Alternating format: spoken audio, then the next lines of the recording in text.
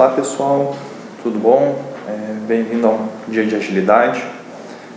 Eu sou o Wagner, mais conhecido como Fusco. Você talvez já me viu na comunidade, tenho participado um pouco mais e tive a ousadia de mandar essa palestra e espero que ajude a todos. O tema da palestra é aperfeiçoando a comunicação do time de desenvolvedores com padrões e antipadrões. Os meus contatos estão aí na tela. No final da palestra, os contatos vão estar novamente disponíveis. Quem tiver alguma dúvida pode comentar no Slack ou mandar algum e-mail ou pelo Twitter também. Bom, eu só me apresentando rapidinho. Atualmente eu tenho liderado um time de 7 pessoas, um projeto bancário, e fui desenvolvedor, volta e meia mexo com código-fonte, às vezes eu estou na análise. Então, assim, vou passar um pouquinho de algumas palavras, assim, algumas coisinhas que a gente aplicou, não vou dizer fortemente, mas no pouco que a gente aplicou, trouxe resultado. Eu quero que você imagine uma ideia semelhante a um jogo de futebol americano. Não sei se você já viu uma partida inteira, ou pelo menos viu essa linha de formação que está na tela, na sua tela. Essa linha se chama linha de scrimmage. Ali atrás tem o rapaz que é o quarterback, que vai receber a bola e ele fica cantando a jogada. Então ele diz 35, 40, bola, e aí começa a jogada. Vamos pensar o seguinte: qual que é a proposta dessa palestra? A ideia é que no final dessa palestra você tenha algumas palavras que você e seu time de desenvolvedores possam usar como se fosse um quarterback que chama a jogada e todo o time, todos os 11 jogadores de ataque sabem o que vai acontecer. Num jogo de futebol americano, o quarterback tem essa função de lançar a bola, mas também de ler a defesa e montar uma estratégia que de repente em alguns segundos, porque ele tem 45 segundos para começar a jogada, em alguns segundos ele mude todo o ataque, por mais que tenha sido definido no primeiro momento. Então, é mais ou menos isso que eu vou fazer. O quarterback, nesse momento, ele não tem tempo de contar, o jogador 68 vai para a direita ou para a esquerda, 79 bloqueia o defensor. Não, por códigos, ele passa toda uma jogada que já foi treinada antes. A ideia é que no final dessa palestra você consiga ter algumas palavras-chave que você vai usar com o seu time de desenvolvimento para que de repente você otimize as reuniões. Talvez se você use Scrum, uma reunião de Sprint Planning, uma reunião diária, dar um feedback para o desenvolvedor que ele está fazendo alguma coisa não muito legal. Então são palavras-chave que você vai aprender hoje e vai poder usar junto com o seu time, ok? Eu estou falando, já começando a cantar algumas palavras aí de antipadrões, mas eu também queria lembrar algumas coisas que também servem para padrões. Então, quando a gente fala de padrão de projeto, também chamado de design pattern, a gente está dizendo o seguinte: é uma maneira testada e documentada de alcançar um objetivo qualquer. Então, de repente, você tem um problema do tipo, no código-fonte, que você tem um sistema A que precisa falar com o sistema B. Como que você vai fazer esses dois mundos se comunicar? Provavelmente você vai ter ter que adicionar um adaptador no meio. Então, nós temos um padrão chamado adapter, que já diz as melhores formas para você conseguir retornar isso de uma maneira correta, já documentada, sem precisar gastar muito tempo. Um padrão de projeto não te dá a solução, o código-fonte pronto, ele te dá o caminho para chegar lá. Então, e já foi testado por muitas pessoas e já está documentado, então você não precisa reinventar a roda. Já vou cantar um antipadrão, que é você tentar fazer algo que já foi feito, né? Então, o padrão de projeto, ele é novamente também chamado de design pattern, é uma maneira testada e documentada de alcançar um objetivo qualquer. Ele não depende de linguagem de programação, tá? Então, de repente, as melhores soluções, de preferência a sua linguagem de programação é orientada a objeto, os padrões de projetos se encaixam.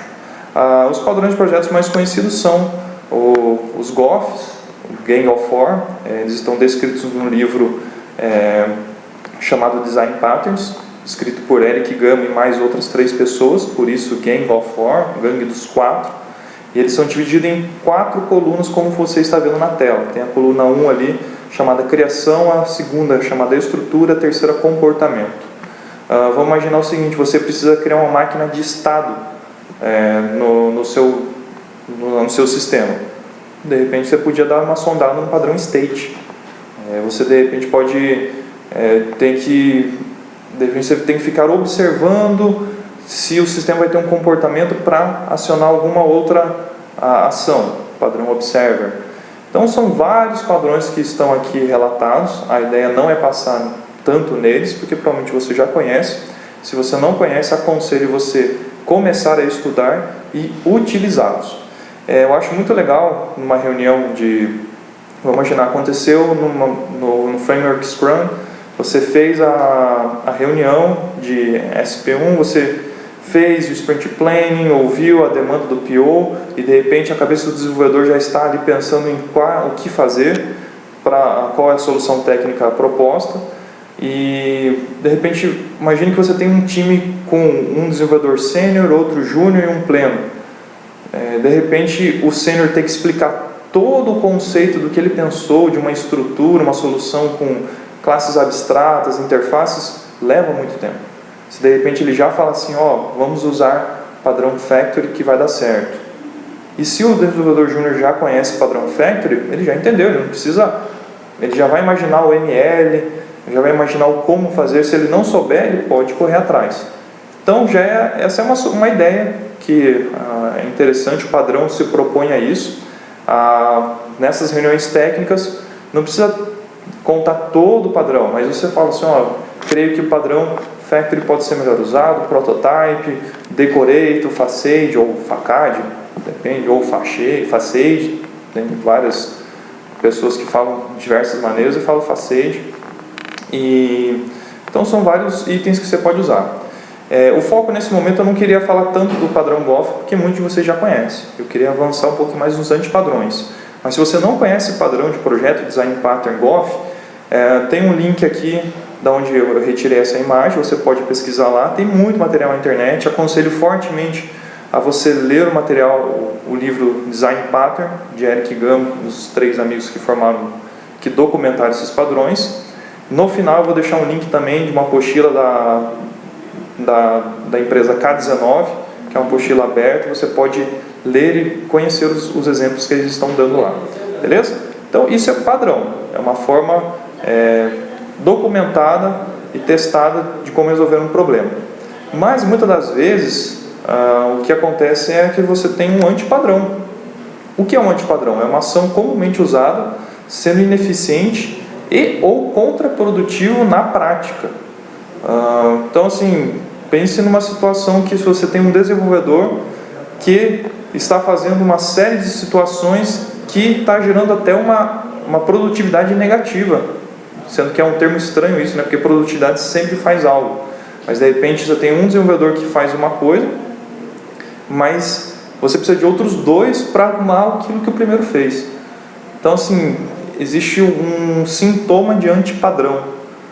Um antipadrão ele pode ser medido com dívida técnica, com diversas informações técnicas que podem ser apresentadas num programa como Sonar.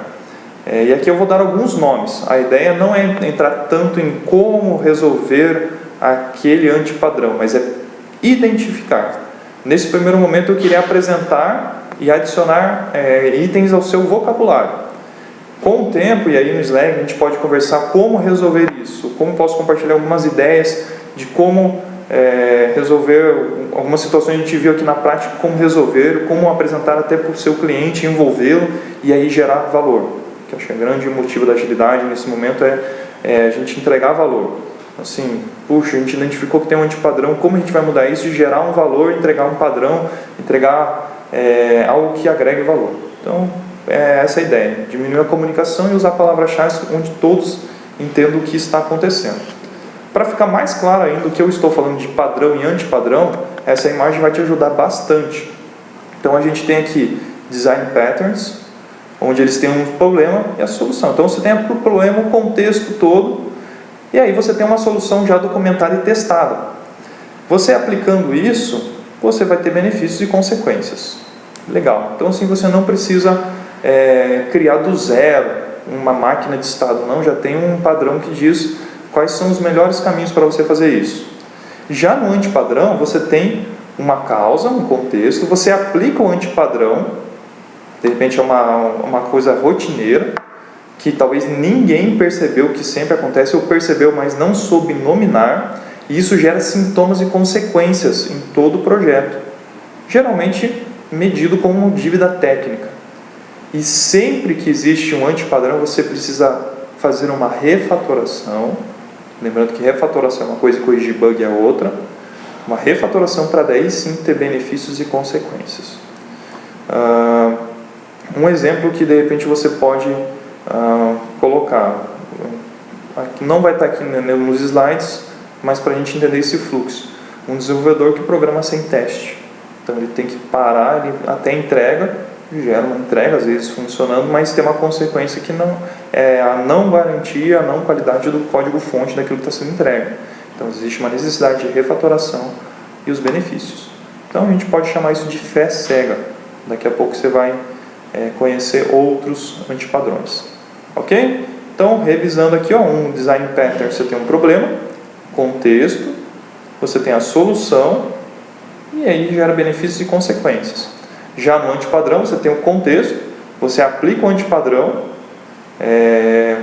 isso vai gerar sintomas e consequências, você vai precisar de uma refatoração. Eu gosto de pensar assim, antipadrão, ele ocorre quando o desenvolvedor ouviu alguém fazendo alguma coisa, ele baixa a cabeça e começa a codificar, pronto, já é um antipadrão. Ele já está produzindo uma série de situações que o sistema pode estar funcionando, mas com sintomas muito suspeitos. Então, vale a pena você pensar um pouquinho no como melhorar isso. Então, vamos lá. Os tipos de antipadrões, nós temos os organizacionais, os antipadrões de gerência de projeto, antipadrões de análise, design, os de programação e metodológicos. Nessa palestra, eu vou abordar somente 2 desses grupos, o de programação e metodológicos. Por uma próxima, a gente vai apresentando outros. Então, falando de programação, antipadrões diversos de programação. O primeiro deles é a complexidade acidental. Toda vez que o desenvolvedor introduz algo de desnecessário à solução e gera um nó, talvez essa imagem sirva um pouquinho para isso, esse nó que fica difícil de desatar, foi adicionado uma complexidade acidental. De repente, o desenvolvedor colocou um teste que não precisava, um if, uma condição que não precisava ter. Colocou uma validação, uma busca, um job que fica pesquisando de minuto em minuto. Puxa, será que não foi acidental? Não gerou um nó, não gerou um embolo que está ficando difícil de desatar? Então, esse é um antipadrão. De repente, você percebeu essa situação, você já pode levantar a mão como líder do projeto e falar: gente, está com complexidade acidental. Todo o time já vai entender isso. No Code Review, começa-se a usar palavras mais corretas. Toda vez que a gente tem que analisar um código, a gente tem um cuidado, pelo menos eu tenho, e meu time tem um cuidado de dar um feedback o mais correto possível, não menosprezar o código que a pessoa fez. A gente não tem noção, às vezes, de como o time, ou como aquela pessoa estava naquele momento do código-fonte. Então, a gente sempre faz o Code Review com as nossas ferramentas, mas tentando colocar palavras assertivas, complexidade acidental nesse item, por favor, corrigir X da determinada maneira. Então, a primeira palavra é de antipadrão para você entender complexidade acidental. Quando você vê que tem um nó no sistema de maneira desnecessária, pode chamar isso de complexidade acidental. Um outro item é a fé cega. Eu acho muito legal essa imagem aí, peguei do site Vida de Programador, é até uma camisa que o Vida de Programador usa, No Test, No Fear. Toda vez que você faz algo sem teste, sem ter uma checagem, sem corrigir, sem ter uma checagem de vai estar gerando bug ou não, isso é uma fé cega. Você está acreditando de uma maneira talvez ilusória que vai estar realmente funcionando sem alguma dúvida, sem gerar dúvida, questionamentos. Então, cuidado, fé cega. Então, aquela questão assim que o desenvolvedor fala, você chega para ele e fala: está pronto? Ele está pronto, só falta testar. Então, não está pronto, gente. A gente não pode ir nessa ideia de fé cega e devolver um sistema, entregar um sistema ao nosso cliente sem teste e sem padrão de qualidade. Então, percebeu que tem algo errado, o desenvolvedor está muito confiante, pode falar para ele, cara, você está muito na fé cega, cuidado.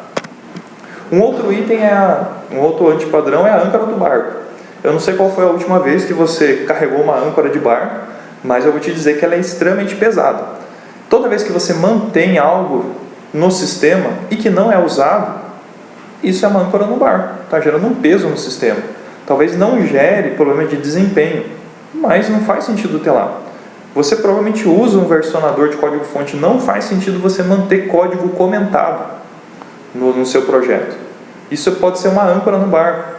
Sabe aquelas situações do tipo, uma condição, se A for igual a 1, entre e faça tal coisa.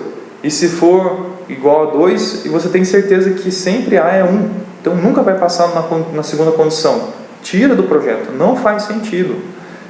Ferramentas como o Sonar ajudam você a tirar esse peso do barco. Então, toda vez que fizer um code review, ver que tem uma situação que não faz sentido ter aquele código-fonte, porque não é mais usado, vamos tirar a âncora do barco. Vamos deixar o nosso software mais leve. Espera ativa. Esse símbolo aí é o do infinito. Quando você está programando ou executando um software, de repente, por alguma situação, você começa a requisitar CPU. Você abriu uma thread, você está fazendo algum carregamento por trás do que o usuário está usando e fica gastando CPU. Não faz sentido você ter isso, essa espera ativa. E muitas das vezes, quando o usuário clica no botão salvar, por exemplo, tem que esperar o outro carregamento. Então é um antipadrão, um pouco mais de performance, quando você vê que algumas coisas estão mais lentas e você tem que esperar o carregamento de uma tela para daí mandar um outro comando, tem algo um pouco estranho. Não que o sistema entre em loop infinito, não é isso, mas é o consumo de CPU de maneira exagerada. Não estou falando aqui que thread é errado, que carregar, por exemplo, o JavaScript no final do código-fonte é errado. É uma boa prática. Mas, por exemplo, carregar o JavaScript numa página HTML logo no cabeçalho, isso sim pode se chamar de uma espera ativa. É necessário o navegador trazer todo o JavaScript para daí mostrar a página lá embaixo. Então é um gasto errado da CPU. E também um outro antipadrão pode ser chamado loop sequence. Seria assim, você precisa resolver um problema e você usa e abusa de itens como for, laços de repetição, for, switch e outros, while. Toda vez que você precisa resolver isso, você está gerando um loop sequence que com o tempo vai ficando extremamente difícil testar isso, porque a probabilidade de cenários começa a aumentar de uma maneira incrível. Uma solução para tudo isso é você começar a pensar em interfaces, usar um padrão como um padrão Goff chamado Strategy, onde você começa a separar os itens e usa o polimorfismo da orientação a objeto. Você não precisaria realizar essa criação, esse monte de for, switch, while. Um outro padrão que pode resolver o loop sequence, um padrão Goff, é o próprio factory, o builder. Então são itens que podem ser analisados.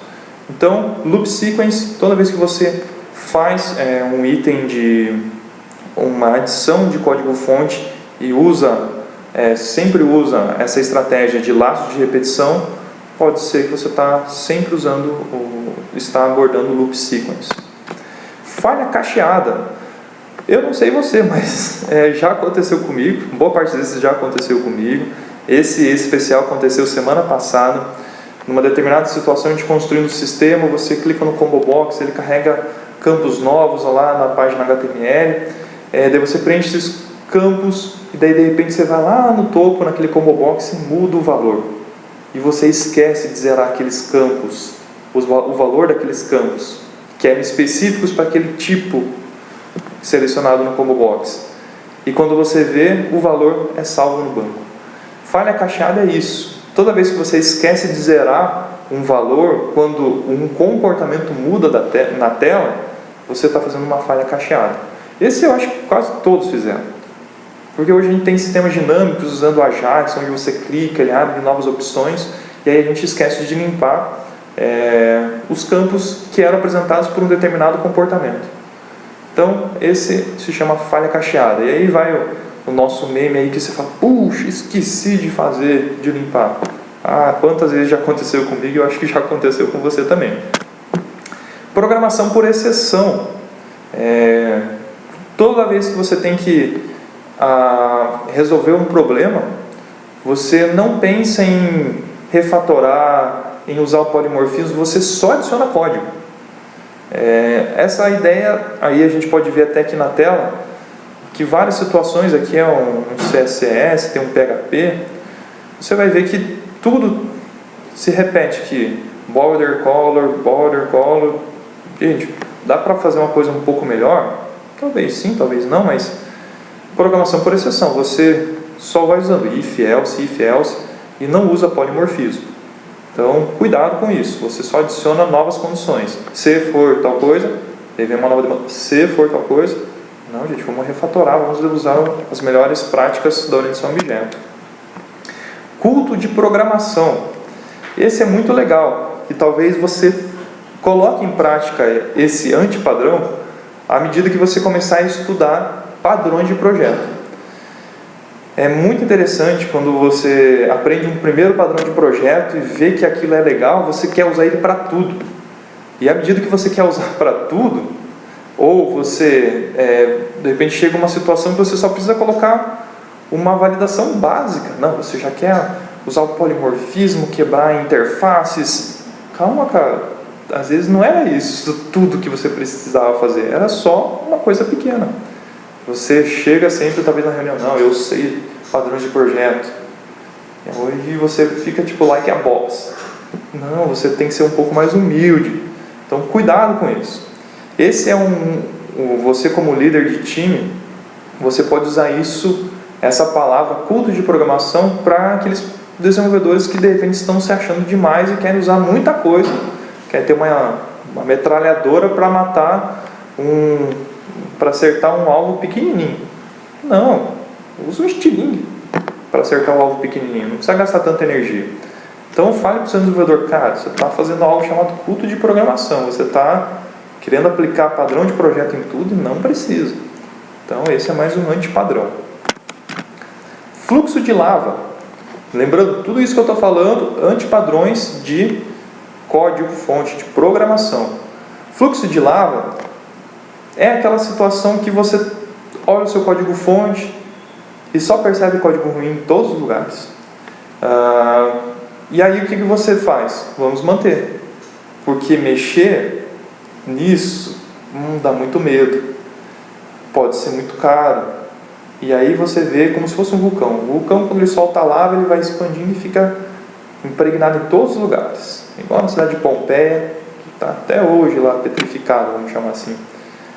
Então, fluxo de lava, você olha assim aquele código fonte, tem problema para tudo que é lado. E aí você não tem coragem de refatorar. Quando um desenvolvedor entrega uma versão de uma tarefa, olhe bastante para ver se ele não está fazendo fluxo de lava. Ele começou de uma coisa ruim e está fazendo, de repente ele não sabe fazer de uma outra maneira. Para você resolver o fluxo de lava, coisas importantes, fazer pair programming, você fazer coding dojo, porque quem está fazendo esse código ruim vai aprender com os melhores. Então, o fluxo de lava é um item que a gente pode melhorar bastante. Número mágico e string mágica. Você está vendo essa informação aqui em cima, esse método chamado setAge, e aí você colocou se a idade for maior que 21, mas o que é 21? Será que 21 não valeria a pena a gente transformar essa variável numa constante numérica chamada idade mínima para maior, sei lá, idade máxima para a adolescência no Brasil, não sei. Então, por exemplo, se fosse para eleição, seria para uma pessoa votar, ela teria que ser acima de 16 anos. A variável não seria, você não colocaria o valor 16, você colocaria uma variável chamada idade mínima para começar a votar. Fica muito mais claro. A ideia do número mágico é mostrar uma informação. O que é 21? 21 é 21, mas, puxa, o que será que esse 21 representa? Aqui embaixo, nesse item, eu tenho uma string mágica e um número mágico. A string mágica está aqui, ó, nesse, entre aspas, player. O nome do caractere é igual a player. Mas o que é player? Então, assim, fica um código, um texto perdido. Mais correto era você gerar uma constante e que ela fosse chamada num único lugar, de repente, por todo o sistema, gerando até menos impacto ou carregamento de variáveis na memória. Isso funciona bem para o Java. Aqui embaixo você está vendo um if x menor ou igual a 100 e x maior ou igual a 50. Mas o que é 100 e 50? Será que 100 é 100% ou é 100 unidades? 50 é o quê? Eu não sei. Então a ideia do número mágico é você não deixar esses números fixos aqui. Isso é um antipadrão. É você nominar, você cria uma constante, uma variável constante, com um nome claro e que tem o valor 100. Mas que você, quando lê aqui, se x for menor ou igual a porcentagem de entrega, poxa, ficou muito mais claro do que menor ou igual a 100. E a string mágica do mesmo jeito, fica esse texto perdido e que muitas vezes se repete, não é legal. Então, antipadrões. Foi fazer o code review, viu um número perdido no código fonte, já se analisa, tem número mágico. Texto, também, string mágico. Código espaguete. Esse é bem legal. Você está olhando talvez essa palestra, não sei se está no seu horário de almoço ou não, mas de repente você está vendo que o código fonte que você produz está mais ou menos assim, misturado. Está difícil entender onde começa, onde termina. Puxa, isso não é muito interessante. Foi só usado más práticas. Toda vez que você olhar um código fonte ruim, de repente aquele método que tem 300 linhas, puxa, está um espaguete. E de repente isso começa a misturar, chama com uma outra coisa que abre uma classe interna ou um item abstrato.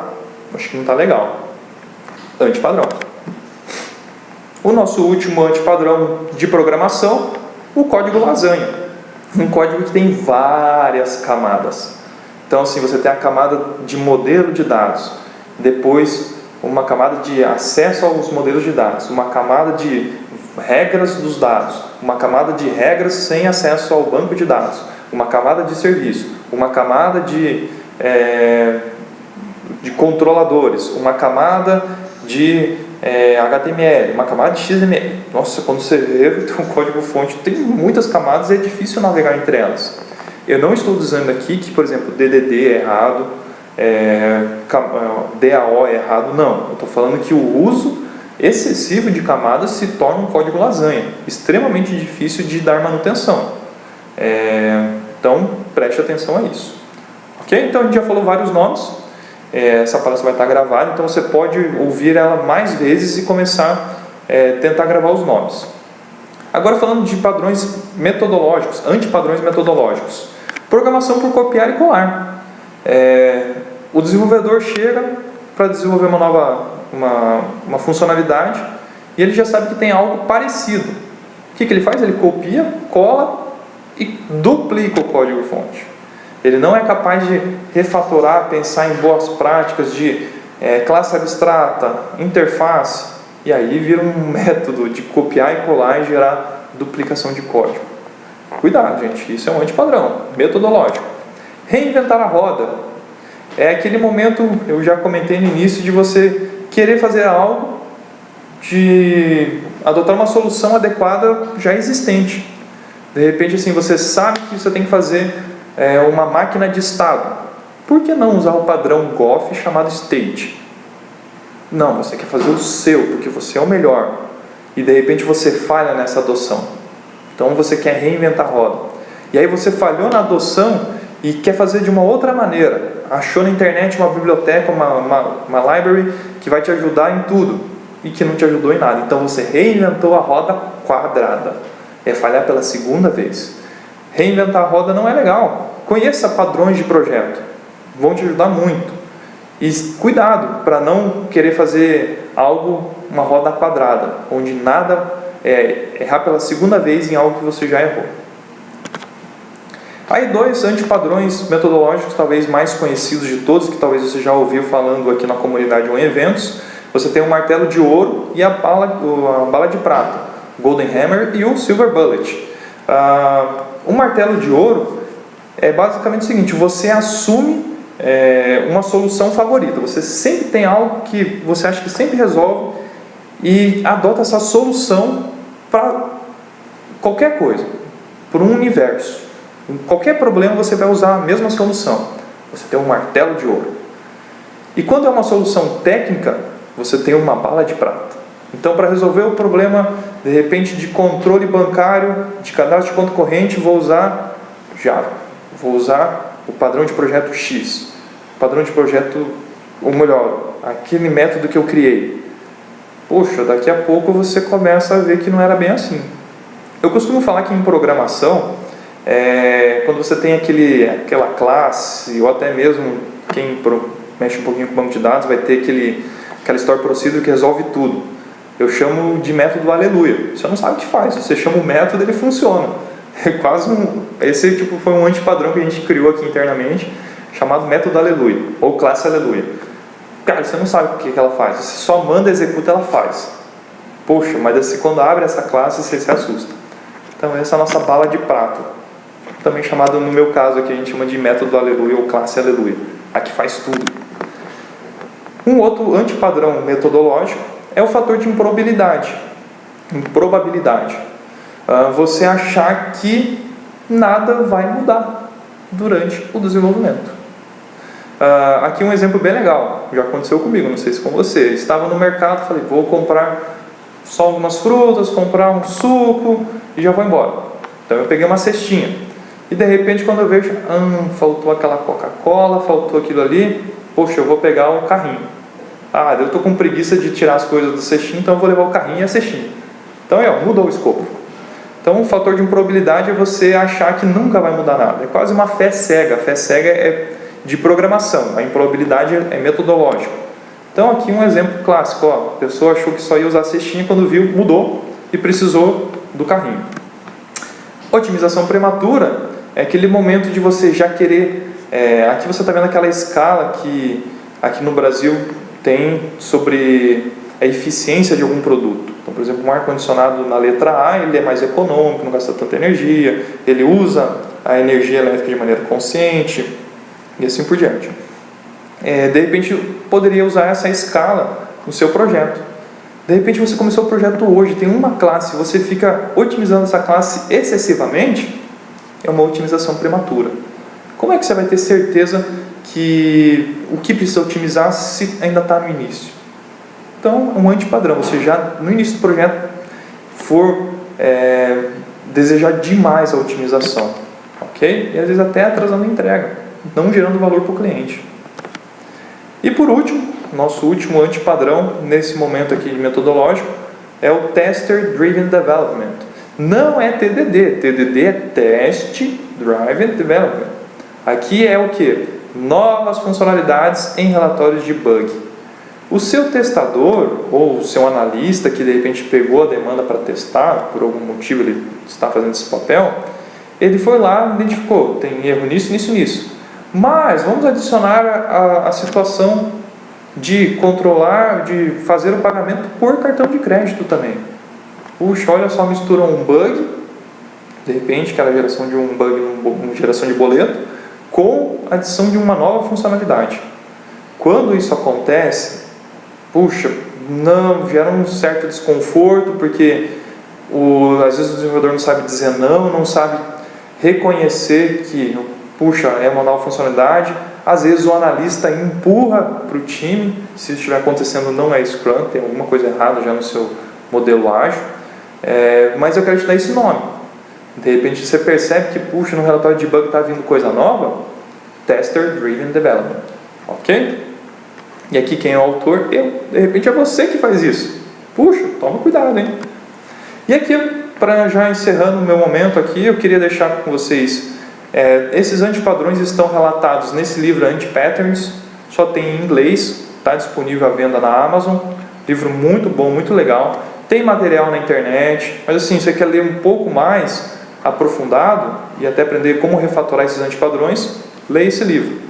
Se você quer aprender um pouco mais sobre padrões de projeto, eu sugiro fortemente você ler esse daqui, Usa a Cabeça Padrões de Projeto. É um livro muito legal, não é o livro oficial de Design Patterns, do Eric Gama, do Gang of Four, mas ele te dá analogias muito interessantes e talvez seja a sua porta de entrada para padrões de projeto. E aqui estão as referências do material, e aí você vai poder conferir aí na listagem, depois quando você pegar o PDF da apresentação. Aqui estão os antipadrões, aqui estão antipadrões para a linguagem de Java. Isso é muito legal quando você tem um time de desenvolvedores de Java com pessoas iniciantes. Puxa, você vai ver muito antipadrão já documentado de Java.